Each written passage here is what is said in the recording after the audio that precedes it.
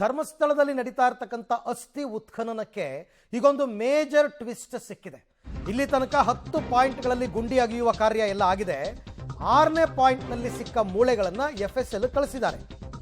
ಆದರೆ ಈ ಮೂಳೆಗಳು 40 ರಿಂದ 50 ವರ್ಷ ಹಳೆಯದ್ದು ಅಂತಕ್ಕಂಥ ಮಾಹಿತಿ ಪ್ರಾಥಮಿಕ ತನಿಖೆಯಲ್ಲಿ ಗೊತ್ತಾಗ್ತಾ ಇದೆ. ಈತ ಹೇಳಿರೋದು 94ರ ನಂತರ, 30 ವರ್ಷದ ನಂತರ ಹಿಂದೆ. ಬಟ್ ಅದು 40-50 ವರ್ಷದಂತೆ. 40 ವರ್ಷದ ಹಿಂದೆ ಹೂತಾಕಿರೋ ಒಂದು ಮೂಳೆ ಸಿಕ್ಕಿದೆ, ಒಂದು 12 ಮೂಳೆ ಸಿಕ್ಕಿದೆ. ಪ್ರಾಥಮಿಕ ಮಾಹಿತಿಗಳ ಪ್ರಕಾರ ಇದು ಪುರುಷನ ಅಸ್ಥಿಪಂಜರ. ಇನ್ನೊಂದು ವಾರದಲ್ಲಿ ಅಧಿಕೃತವಾದಂತಹ ಮಾಹಿತಿ ಬರುತ್ತೆ. ಈಗಾಗಲೇ ಕಳಿಸ್ಕೊಟ್ಟಿದ್ದಾರೆ. ಈಗ ಸದ್ಯಕ್ಕೆ ಗೊತ್ತಾಗಿರೋ 2 ವಿಚಾರ: ಸಿಕ್ಕಿರುವ ಮೂಳೆಗಳು ಪುರುಷನದ್ದು ಅಂತ ಒಂದು, ಎರಡನೇದು ಅದನ್ನು ಹೂತಿರುವ ಸಂದರ್ಭ, ಅಂದರೆ ಅದು ಆ ವ್ಯಕ್ತಿ ಮೃತಪಟ್ಟಿದ್ದೇ 40-50 ವರ್ಷದ ಹಿಂದೆ ಅಂತ. ಈ ಬಗ್ಗೆ ಮತ್ತಷ್ಟು ಮಾಹಿತಿ ನನ್ನ ಕೊಲೀಗ್ ಸುಖಪಾಲ್ ಅವರಿಂದ ಪಡ್ಕೊಳ್ಳೋಣ. ಸುಖಪಾಲ್, ಒಂದು ಕಡೆ ಉತ್ಖನನ, ಮತ್ತೊಂದು ಕಡೆ ಸಿಕ್ಕಿರುವ ಮೂಳೆಗಳ ಪರೀಕ್ಷೆ. ಐ ಥಿಂಕ್ ಪ್ರಾಥಮಿಕ ತನಿಖೆಯಲ್ಲೇ ಒಂದಷ್ಟು ಮಾಹಿತಿಗಳು ಗೊತ್ತಾಗಿದೆ ಅಂತ ಅನ್ಸುತ್ತೆ. ಸೊ ಏನೇನು ವಿಚಾರಗಳು ಗೊತ್ತಾಗಿದೆ ಈಗ ಸಿಕ್ಕಿರುವ ಅಸ್ಥಿಯ ಬಗ್ಗೆ?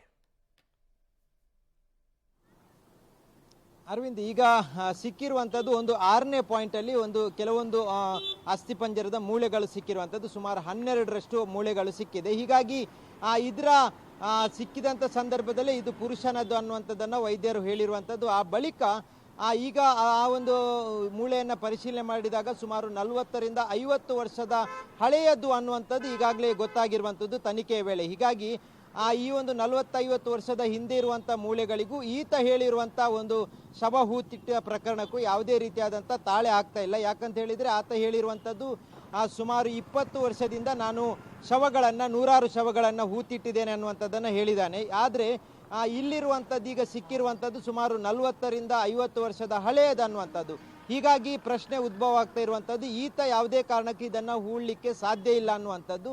ಅದರ ಜೊತೆಗೆ ಆತ ಸುಮಾರು 13 ಪಾಯಿಂಟ್ಗಳನ್ನೇನು ಗುರುತಿಸಿದ್ದಾನೆ, ಆ 13 ಪಾಯಿಂಟ್ಗಳಲ್ಲಿ ಸಿಕ್ಕಿರುವಂಥದ್ದು ಕೇವಲ 6ನೇ ಪಾಯಿಂಟಲ್ಲಿ ಕೆಲವೊಂದು ಮೂಳೆಗಳು ಮಾತ್ರ. ಹೀಗಾಗಿ ಅದರ ಜೊತೆಗೆ ಆತ ಹೇಳಿರುವಂಥದ್ದು 9ನೇ ಪಾಯಿಂಟ್ ಏನಿದೆ, ಈ 9ನೇ ಪಾಯಿಂಟಲ್ಲಿ 16 ಶವಗಳನ್ನು ಹೂತಾಕಿದ್ದೇನೆ ಅನ್ನುವಂಥದ್ದು. ಆದರೆ ಅಲ್ಲಿ ಒಂದೇ ಒಂದು ಯಾವುದೇ ರೀತಿಯಾದಂಥ ಒಂದು ಪೀಸು ಸಿಕ್ಕಿಲ್ಲ. ಜೊತೆಗೆ ಮಾನವನ ದೇಹದಲ್ಲಿ 200ಕ್ಕೂ ಅಧಿಕ ಮೂಳೆಗಳಿದ್ದರೂ ಆತ ಹೇಳಿರುವ ಪ್ರಕಾರ 10 ಬಾಡಿಗಳಿದ್ರೆ ಅಲ್ಲೊಂದು 2000 ಮೂಳೆಗಳು ಇರಬೇಕಿತ್ತು. ಆದರೆ ಅದ್ಯಾವುದೂ ಇಲ್ಲ, ಒಂದು ಪೀಸು ಅಲ್ಲಿ ಸಿಗಲಿಲ್ಲ. ಹೀಗಾಗಿ ಈ ಇಡೀ ತಂಡ ಏನಿದೆ, SITಯ ತಂಡ, ಅದಕ್ಕೆ ಭಾಳಷ್ಟು ಈಗ ಈತ ಹೇಳಿರುವಂಥದ್ದು ನಿಜನ ಅನ್ನುವಂಥ ಪ್ರಶ್ನೆ ಕಾಡ್ತಾ ಇರುವಂಥದ್ದು. ಅದರ ಜೊತೆಗೆ ಆತ ಹೇಳಿರುವಂಥ ಎಲ್ಲ 13 ಪಾಯಿಂಟ್ಗಳನ್ನು ಉತ್ಖನನ ಮಾಡಲಿಕ್ಕೆ ತಯಾರಿ ಮಾಡಿದ್ದಾರೆ. ಈಗ 10 ಉತ್ಖನನ ಆಗಿದೆ, ಇನ್ನು 3 ಬಾಕಿ ಇರುವಂಥದ್ದು. ಅದನ್ನು ನಾಳೆ ಆರಂಭಿಸ್ತಾರೆ. ಆದರೆ ಈ 10ರಲ್ಲೂ ಕೇವಲ ಒಂದು ಕಡೆ ಸಿಕ್ಕಿರುವಂಥದ್ದು ಮಾತ್ರ ಆಗಿರುವಂಥ ಹಿನ್ನೆಲೆಯಲ್ಲಿ ಈಗ ಈತನೇ ಏನಾದರೂ ದಾರಿ ತಪ್ಪಿಸುವಂಥ ಕೆಲಸ ಮಾಡ್ತಿದ್ದಾನೆ ಅನ್ನುವಂಥ ಒಂದು ಅನುಮಾನ ವ್ಯಕ್ತ ಆಗಿರುವಂಥದ್ದು. Arvind, right, thank you Sukhpal, ತಮ್ಮ ಎಲ್ಲ ಮಾಹಿತಿಗಾಗಿ ಧನ್ಯವಾದ.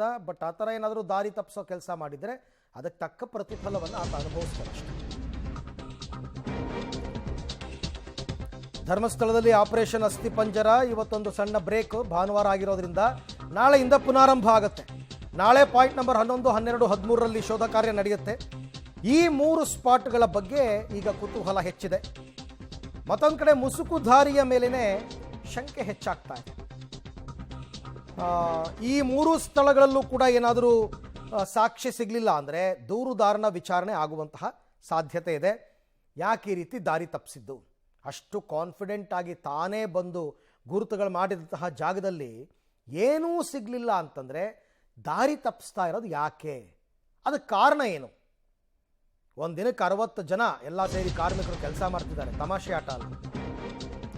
ಧರ್ಮಸ್ಥಳದ ನೇತ್ರಾವತಿ ತಟದಲ್ಲಿ ಅಸ್ಥಿ ಶೋಧ. ಈಗ ಬರ್ತಿರೋ ಮೇನ್ ಪಾಯಿಂಟ್ ಏನಂದರೆ SITಗೆ ದಿಕ್ಕು ತಪ್ಪಿಸ್ತಾ ಇದ್ದಾನೆ. ಈಗ ಶೋಧ ನಡೆದ ಸ್ಥಳದಲ್ಲಿ ಗನ್ಮ್ಯಾನ್ಗಳನ್ನು ನಿಯೋಜನೆ ಮಾಡಿದ್ದಾರೆ. ನಾಳಿನ ಶೋಧ ನಡೆಸಲಿರುವ ಸ್ಥಳದಲ್ಲೂ ಭದ್ರತೆ ಅಂತ. ಧರ್ಮಸ್ಥಳದ ನೇತ್ರಾವತಿ ತಟದಲ್ಲಿ ಅಸ್ಥಿ ಶೋಧ. ಹಾಗಾಗಿ ಈಗ ಎಲ್ಲೆಲ್ಲಿ ಪಾಯಿಂಟ್ ಮಾಡಿದ್ದಾರೆ ಎಲ್ಲ ಕಡೆಯಲ್ಲೂ ಕೂಡ ಗನ್ಮ್ಯಾನ್ಗಳನ್ನು ನಿಯೋಜನೆ ಮಾಡಿದ್ದಾರೆ. ಅದು ಫಸ್ಟೇನು ಮಾಡಿದ್ರು. ಅಲ್ಲಿ ಭದ್ರತೆ ಕೊಡಲೇಬೇಕು, ಸಾಕ್ಷಿ ನಾಶಗಳಾಗ್ಬೋದು.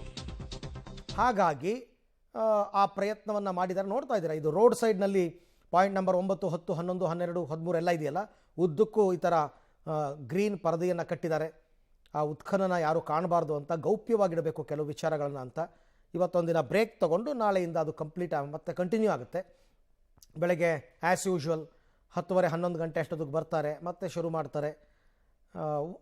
ನಾಳೆ ಅಥವಾ ಮ್ಯಾಕ್ಸಿಮಮ್ ನಾಡಿದ್ದು ಮಂಗಳವಾರಕ್ಕೆ 13 ಪಾಯಿಂಟ್ಗಳ ಉತ್ಖನನ ಮುಕ್ತಾಯ ಆಗುತ್ತೆ.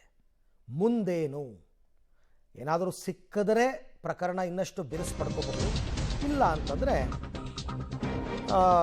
ಆತನ ವಿಚಾರಣೆ ಆಗುತ್ತೆ.